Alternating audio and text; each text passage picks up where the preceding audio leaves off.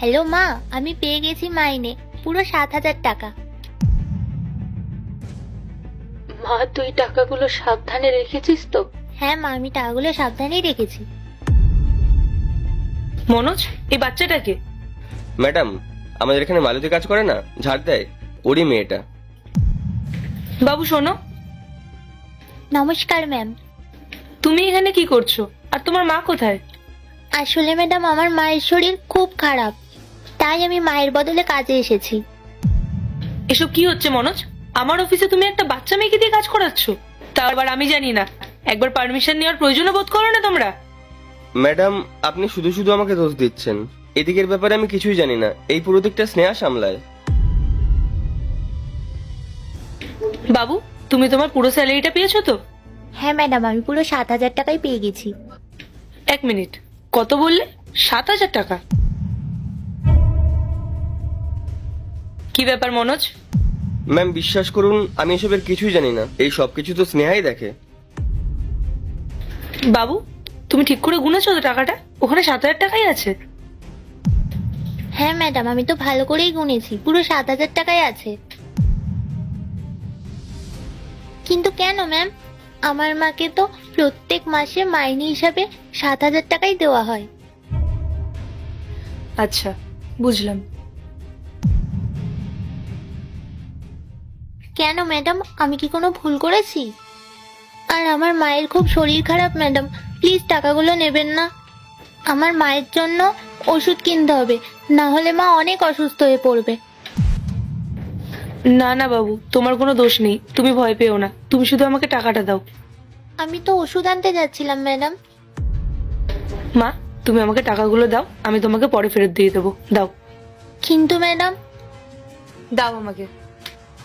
আমি তোমাকে একটু পরে কেবিনে ডাকবো, তুমি চলে এসো। চলো। হ্যালো মা, ম্যাডাম মাইনে নিয়ে নিয়েছে। কিন্তু কেন? তুই কাজে গেছিস তো? হ্যাঁ মা, আমি এখানে এসেছি তো। তাহলে আবার কি হলো? আমার মনে হয় আমি এখানে এসে তোমার সাথে কথা বলেছি, তাই ম্যাডাম রাগ করেছে। উনি আমার থেকে মাইনেটা নিয়ে নিয়েছেন। ম্যাডাম কি তোকে আর কিছু বলেছে? হ্যাঁ, একটু পরে উনি আমাকে ডেকেছেন, ওই কি যেন বলে কেবিন নাকি, ওইখানে আমাকে ডেকেছেন। তুই কি কথা বলতে পারবি নাকি আমি যাব?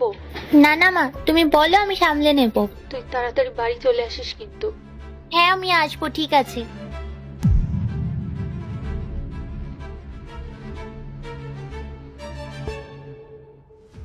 ইয়েস ম্যাডাম, আপনি আমাকে ডেকেছিলেন? হ্যাঁ, বসো।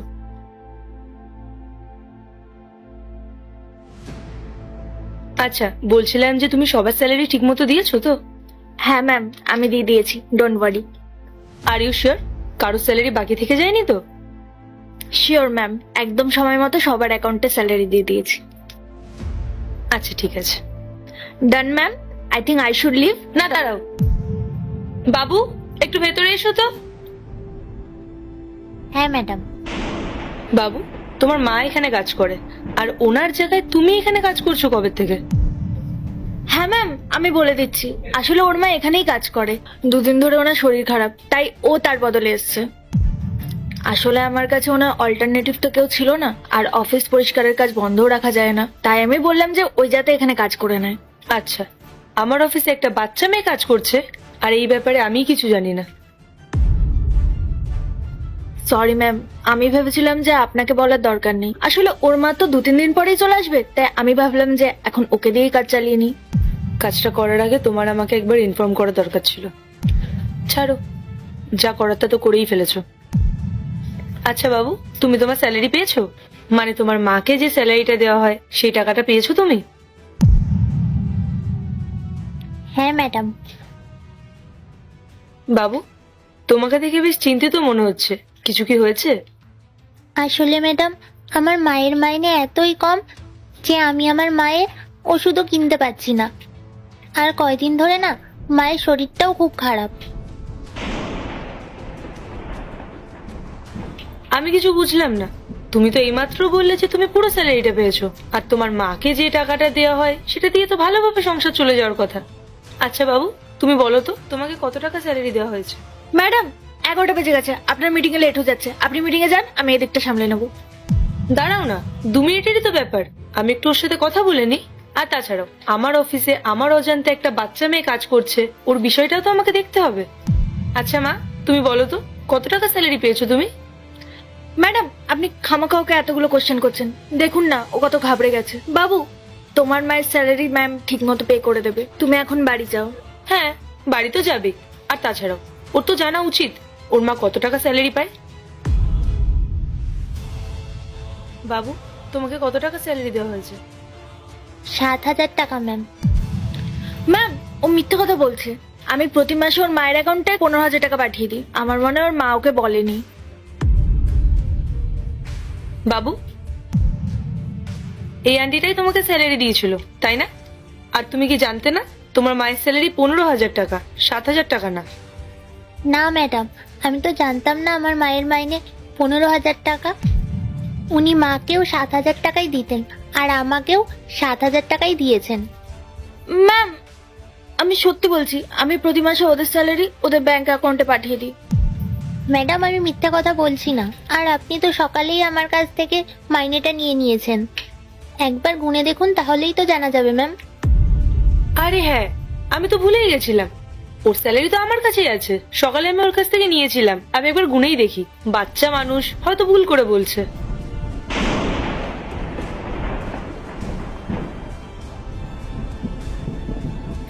এখানে তো 7,000 টাকা আছে, বাকি টাকা কোথায় গেল? তুমি বললে তুমি প্রত্যেক মাসে 15,000 টাকাই স্যালারি দাও, তাহলে বাকি টাকা কই? আসলে ম্যাম, আমার না খুব অনলাইন ট্রানজাকশনের প্রবলেম হচ্ছে, তাই আমি ওদের 7,000 টাকা হাতে দিয়ে দিয়েছি আর বাকি টাকা ওদের ব্যাংকে ট্রান্সফার করে দিয়েছি। বুঝলাম। আচ্ছা মা, তোমাকে কি তোমার মা কিছু বলেছে যে ব্যাংকে টাকা ঢুকেছে কিনা? না ম্যাডাম, আমি যতদূর জানি মা তো ক্যাশ টাকাই নিয়ে আসেন, আর সেটা দিয়ে আমার স্কুলের মাইনে দেয় আর সংসারের খরচ চালায়। ম্যাডাম, ও না মিথ্যে কথা বলছে। ওর মা না মনে হয় ওকে সব শিখিয়ে পাঠিয়েছে। আমার তো এটাও মনে হয় যে ওর মা সুস্থই আছে। তাদের মনে হয় বেশি টাকার প্রয়োজন, তাই নিজের মেয়েকে পাঠিয়ে এসব নাটক করছে। হ্যাঁ স্নেহা, তুমি একদম ঠিকই বলেছো, এই বাচ্চাটা হয়তো নাটক করছে। আচ্ছা তুমি এক কাজ করো, তুমি তোমার অ্যাকাউন্ট স্টেটমেন্টটা আমাকে দেখাও। মানে তুমি যে অ্যাকাউন্টটা থেকে টাকাটা ট্রান্সফার করেছো সেটার কোনো প্রুফ তো নিশ্চয়ই তোমার কাছে আছে, সেটাই দেখতে চাইছি, সেটাই দেখাও আমাকে। অ্যাকাউন্ট স্টেটমেন্ট মানে ম্যাম? আচ্ছা, তোমার কাছে তো নিশ্চয়ই ট্রানজাকশন আইডি আছে, তুমি সেটাই দেখাও আমাকে। হ্যাঁ ম্যাডাম, আসলে স্নেহা, আমি তোমাকে লাস্ট চান্স দিচ্ছি, সত্যিটা বলো।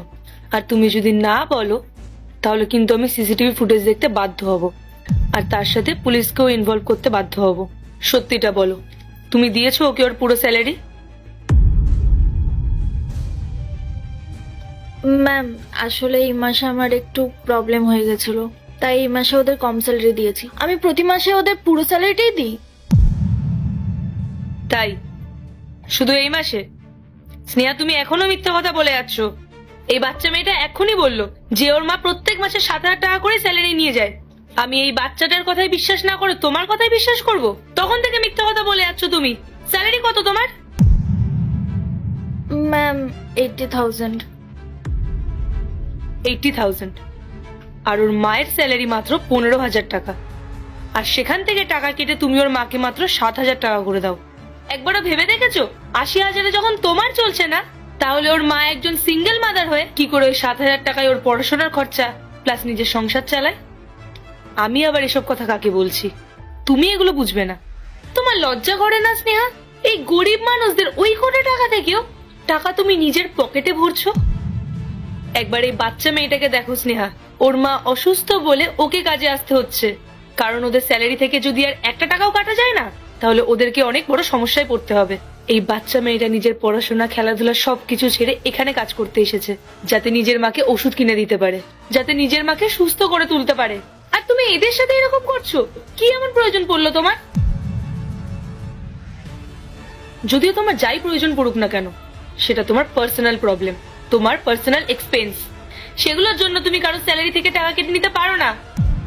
ওর মা জানে ওর মায়ের স্যালারি নাকি 7,000 টাকা। তার মানে যেদিন থেকে ওর মা এই অফিস জয়েন করেছে সেদিন থেকে তুমি ওকে মিথ্যা কথা বলে যাচ্ছ। ম্যাডাম, আসলে আমি একটা নতুন গাড়ি কিনেছি, তো সেটার লোন অ্যামাউন্ট অনেক বেশি পড়ছে, তাই আমি এসব করেছি।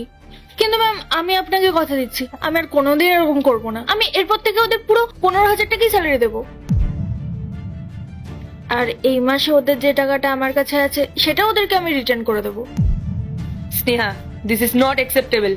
আমি তোমাকে বিশ্বাস করেছিলাম আর তুমি আমার বিশ্বাসটা ভেঙেছো। আর এদের টাকা তো তুমি ফেরত দেবেই। এত বছরে যত টাকা তুমি কেটেছো সেই সব টাকা ফেরত দেবে, আর তার সাথে আগামী 5 মাসের টাকা অ্যাডভান্স দেবে। আর হ্যাঁ, আমি তোমাকে আমার কোম্পানিতে রাখতে পারবো না। How can I trust you? তুমি এই কাজটা আবার করতে পারো। তুমি আমার কোম্পানিতে থাকলে আমার কোম্পানির রেপুটেশন খারাপ হবে। আচ্ছা স্নেহা, তোমার কি মনে হয় আমি কি এই কোম্পানিটা এই জন্য চালাই যাতে আমার এমপ্লয়ার এইভাবে সাফার করুক? স্নেহা, বেরিয়ে যাও তুমি আমার অফিস থেকে। ম্যাডাম এসব আপনি কি বলছেন? প্লিজ এরকম করবেন না, আমার গাড়ির ইএমআই চলছে, আমি তো পুরো পথে বসে যাব। ম্যাডাম আমাকে আমার বাড়িটাও এমনকি বিক্রি করে দিতে হবে। সরি ম্যাডাম, এরকম আমি আর কখনো করব না। এসব বলে আর কিছুই হবে না স্নেহা। তুমি ওদের স্যালারিটা দিয়ে দাও আর নিজের রেজিগনেশন লেটারটাও দিয়ে দাও। দেখো, আমি যদি তোমাকে এখান থেকে বের করি তাহলে কিন্তু তুমি আর কোথাও জব পাবে না। তাই ভালোভাবে বলছি, বেরিয়ে যাও এখান থেকে। কিন্তু ম্যাম শাট আপ! বেরিয়ে যাও এখান থেকে।